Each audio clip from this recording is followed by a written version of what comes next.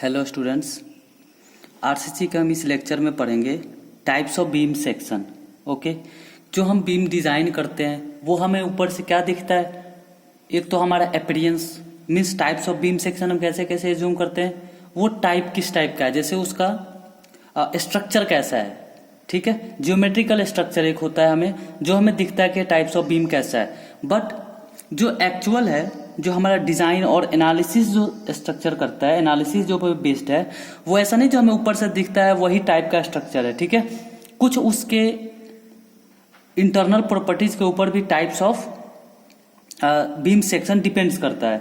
Okay, तो अगर हम फर्स्ट बैलेंस सेक्शन का बात करें तो बैलेंस सेक्शन में क्या होता है, ये देखो, ये कोई बीम सेक्शन है। ठीक है, इसका न्यूट्रल एक्सिस पास कर रहा है यहाँ से।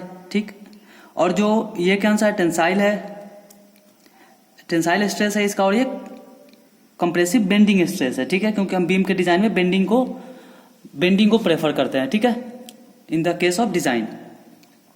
तो इसमें क्या होगा कि जो न्यूट्रल एक्सिस है हमारा और जो क्रिटिकल न्यूट्रल एक्सिस है, critical neutral axis means after loading जो उस पर जब वो फुली स्ट्रेस हो गया, ठीक है, आफ्टर फुली स्ट्रेस्ड जब उस पर लोडिंग आता है उसके बाद उसका जो न्यूट्रल एक्सिस क्रिएट हो रहा है उसके अंदर, ठीक है, वो हो गया क्रिटिकल न्यूट्रल एक्सिस और actual neutral axis. Okay, but after loading जो न्यूट्रल एक्सिस उस पर एक्चुअल आ रहा है, क्रिटिकल तो हमने माना कि ज्योमेट्रिकल सेक्शन के अकॉर्डिंग आना चाहिए इसका। ठीक है, जो हम एज्यूम किया, हमने स्ट्रक्चर को डिजाइन किया, बट जो एक्चुअल न्यूट्रल एक्सिस कहाँ आएगा, जैसा उस पर लोड का कंडीशन होगा। ठीक है, on the basis of load condition और on the basis of stresses developed in beam with due to causes of steel and concrete.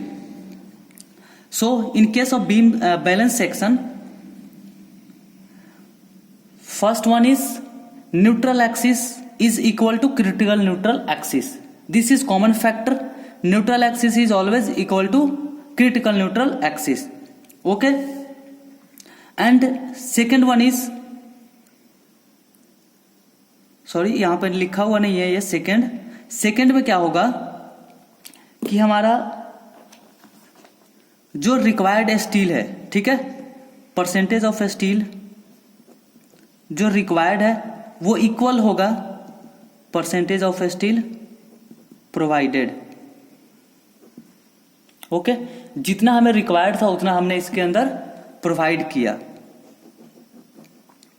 ठीक है, और जितना स्ट्रेस हम ये मानेंगे इसमें कि जितना स्ट्रेस हमारा स्टील में प्रोड्यूस हो रहा है सेम टू सेम उतना ही स्टील उसमें उतना ही स्ट्रेस किस में प्रोड्यूस हो रहा है, कंक्रीट में प्रोड्यूस हो रहा है। ओके, सो इस केस में इसको हम इकोनॉमिकल सेक्शन भी बोलते हैं। ठीक है, इस केस में हम न्यूट्रल कैसे निकालेंगे, न्यूट्रल एक्सिस, ये इस फॉर्मूला से हम न्यूट्रल एक्सिस निकालेंगे। ठीक है, M sigma CBC sigma S T is equal to, जो दोनों को इक्वल कर दिया, ठीक है, एक ट्रायंगल बनेगा ना दोनों, तो this is equal to this, this is equal to this is equal to this. ठीक है, तो n है तो n is equal to NC आ जाएगा, तो ये कितना बचेगा, d माइनस NC। ठीक है, पहले मैंने आपको ये फॉर्मूला बता रखा है। जब हमारा सेक्शन बैलेंस होता है तो इसके अंदर जो हम अपना moment of resistance find out करते हैं, तो मोमेंट ऑफ रेसिस्टेंस के लिए हम दोनों फॉर्मूला लगा सकते हैं। ठीक है, जैसे C इंटू जेड भी और MRT इंटू जेड भी। ठीक है, इसमें टेंसाइल और कंप्रेसिव दोनों का फॉर्मूला लगा सकते हैं। ठीक है, तो टेंसाइल के लिए हमने क्या, कंप्रेसिव के लिए क्या पढ़ा है, एरिया ऑफ कंक्रीट, ठीक है, इंटू लीवर आर्म। तो लीवर आर्म समझ आ गया, क्योंकि N is equal to NC है तो हम NC को इसके अंदर, यहाँ हम NC फाइंड आउट करेंगे तो N is equal to NC है तो उसको हम कंसीडर करके यहाँ पे लीवर आर्म फाइंड आउट करेंगे इसका।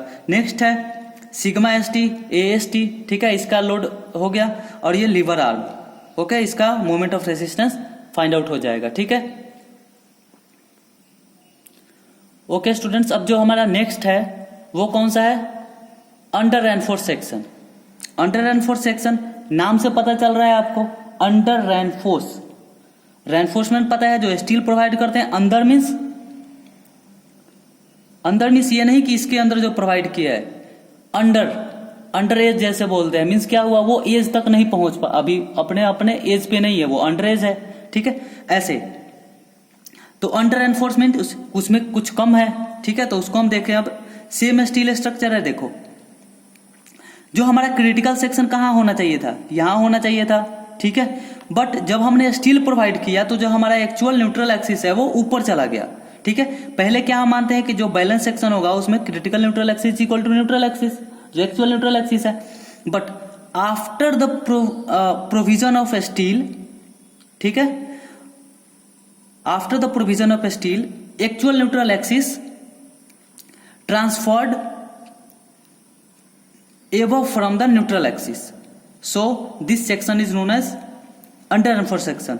Why this condition is created? So ये कंडीशन कैसे क्रिएट हुआ? ये कंडीशन इसमें क्रिएट हुआ कि जैसे देखो हमने स्टील जो डालना था, जितना डालना था उतना हमने डाला इसके अंदर, ठीक है, बट जो स्टील का हमें जितना प्रोवाइड करना था, ठीक है, वो उस रिक्वायर्ड परसेंटेज में प्रोवाइड नहीं किया, ठीक है, जो हमने डिजाइन परसेंटेज चाहिए उसके अंदर कि हमें कंक्रीट से कोई फॉर एग्जांपल 2% स्टील प्रोवाइड करना है, ठीक है, तो हमने 2% स्टील प्रोवाइड नहीं किया, वो क्या हो गया? Under enforced section. तो अंडर एनफोर्स्ड सेक्शन प्रोवाइड तो स्ट्रेस क्या होगा? स्ट्रेस ज्यादा, कम स्ट्रेस लेस होगा स्टील का और ग्रेटर होगा आपको इसका कंक्रीट का, ठीक है। तो जो न्यूट्रल एक्सिस है, एक्चुअल न्यूट्रल एक्सिस वो क्या होगा? ऊपर ट्रांसफर हो जाएगा, ठीक है। इसके अंदर है percentage of steel provided is less than required, ठीक है, जो रिक्वायर्ड है हमें उससे हमने इसके अंदर कम डाला है। So N shift above critical neutral axis, तो इसको क्या हो गया? एन हमेशा क्या होगा? लेस देन होगा क्रिटिकल न्यूट्रल एक्सिस से, ठीक है। तो इसके अंदर मोमेंट ऑफ रेजिस्टेंस कैसे फाइंड आउट करेंगे? पहले ये फॉर्मूला लगा के हम न्यूट्रल एक्सिस फाइंड आउट करेंगे, ठीक है, एन फाइंड आउट कर लेंगे यहां से, ये B N square by 2 is equal to M sigma M A S T D minus N, ये फॉर्मूला लगा के हम क्या एन फाइंड आउट कर लेंगे। उसके बाद मोमेंट ऑफ रेजिस्टेंस, तो ये अंडर रेनफोर्स है, ठीक है। अंडर रेनफोर्स मीन्स जब हम लोड डालेंगे, हमने रेनफोर्समेंट कम डाला है, ठीक है, तो रेनफोर्समेंट कौन फेल को पहले करेगा? मीन्स स्टील पहले फेल करेगा ना, क्योंकि वो हमने परसेंटेज ही कम डाला है, स्टील कम डाला है उसके अंदर। सो हम स्टील पे फाइंड आउट करेंगे, ठीक है, जो हमारे पास कम है उसके अंदर हम फाइंड आउट करते हैं। तो हमारा क्या आएगा? हम स्टील के अंदर फाइंड आउट, ये डबल हो गया है, स्टील के अंदर फाइंड आउट कर लेंगे, ठीक है। तो ये क्या हो जाएगा? M R is equal to T into Z, ठीक है। जो मैंने प्रीवियस 2 टाइप्स के आपको डिस्कस किए, उसमें पता आपको इसका ओवरव्यू पता चल गया होगा कि अगर हम जब बात करते हैं कि ओवर एनफोर्स सेक्शन है, तो प्रीवियस से आपको पता चला होगा, जैसे प्रीवियस में हमने अंडर एनफोर्स पढ़ा था, आपको ये पता चल गया होगा कि what is the difference between under and over enforce section, ठीक है, आपको इसका डिफरेंस पता चल गया होगा। Over enforce section name suggest करता है ना, देखो नेम सजेस्ट ही करता है, बहुत ऐसे कुछ हमारे नेचर में है जिसको हम नेम से उसके रिलेटेड कोई भी ज्यादा से ज्यादा जो उसके अंदर स्टडी है हम उसका नेम से कर लेते हैं, ठीक है। ओवर एनफोर्स सेक्शन मीन्स क्या हुआ? जिसमें स्टील ज्यादा हो, ठीक है। तो जैसे ये क्रिटिकल है, ये क्रिटिकल न्यूट्रल एक्सिस होना था, इसका एनसी होना था, इसी पे न्यूट्रल अगर बैलेंस सेक्शन होता तो क्या होता? यहाँ पे NC is equal to N होना था, ये कंडीशन होना था यहाँ पे। बट क्या हुआ कि जो हमने स्टील प्रोवाइड किया वो डिजाइन के अकॉर्डिंग जितना स्ट्रेस डेवलप्ड हो रहा था उससे ज्यादा हमने प्रोवाइड कर दिया स्टील, ठीक है। तो उसके अंदर क्या होगा? जो एक्चुअल न्यूट्रल एक्सिस है वो नीचे आ जाएगा, ठीक है, क्रिटिकल से नीचे आ जाएगा। जिधर स्ट्रेस ज्यादा जनरेट होगा हमारा जो एक्चुअल न्यूट्रल एक्सिस है उधर ट्रांसफर हो जाता है, ठीक है। तो एक्चुअल न्यूट्रल एक्सिस क्या होगा? वो नीचे आ जाएगा उसके। समझ आया? जो ये सेक्शन हम देख रहे हो वो सेम टू सेम है प्रीवियस जो हमने पढ़ा, ये डी है। तो इसके अंदर भी सेम, तो इसका हम पहचान कैसे सकते हैं? इसको जब हम कैलकुलेट करते हैं तो वो क्या होगा? एन जो होगा इसका, जो एक्चुअल न्यूट्रल एक्सिस होगा वो always greater than critical neutral axis, okay. और percentage of steel is more than required, जो हमारा रिक्वायर्ड है उससे ज्यादा परसेंटेज ऑफ स्टील इसके अंदर इसके अंदर होता है। मीन्स हम डालते, देखो हम जब भी सेक्शन को डिजाइन करेंगे तो हम हमेशा इकोनॉमिकल सेक्शन डिजाइन करते हैं, ठीक है, जिसमें कि कंस्ट्रक्शन कॉस्ट कम हो, ठीक है। कॉस्ट जो है वो बहुत ही बड़ा फैक्टर है किसी भी इंफ्रास्ट्रक्चर मीन्स जो कंस्ट्रक्शन होता है हमारा उसके अंदर, ठीक है, क्योंकि ये बहुत ही कॉस्टली स्ट्रक्चर होता है। तो इसमें हम हर एक पॉइंट पे सोचते हैं कि हमारा कॉस्ट बचे, बट जो हमारा सेक्शन है वो प्रॉपर हो डिजाइन, ठीक है। और सॉरी ये तो आपको बताना मैं भूल गया, देखो अंडर एंड फोर सेक्शन में क्या होता है कि जो स्टील है वो पहले फेल करेगा और कंक्रीट बाद में फेल करेगा, बट इसमें क्या होगा, कंक्रीट फेल बिफोर स्टील, इसमें कंक्रीट पहले फेल कर जाएगा, ठीक है। जो जब लोड डालेंगे तो कंक्रीट पहले फेल कर जाएगा, ठीक है, और स्टील बाद में फेल करेगा। इसमें हम न्यूट्रल एक्सिस फाइंड आउट कैसे करेंगे, bn²/2 MAST(d-n), ठीक है। इससे हम फाइंड आउट कर लिया हमने न्यूट्रल एक्सिस। देन फिर आगे, क्योंकि पहले फेल कौन कर रहा है, कंक्रीट, तो पहले कंक्रीट फेल कर रहा है तो हम जो हमारा MR है वो कैसे फाइंड आउट होगा, कंक्रीट के फॉर्म में फाइंड आउट होगा, ठीक है, ये कंक्रीट से।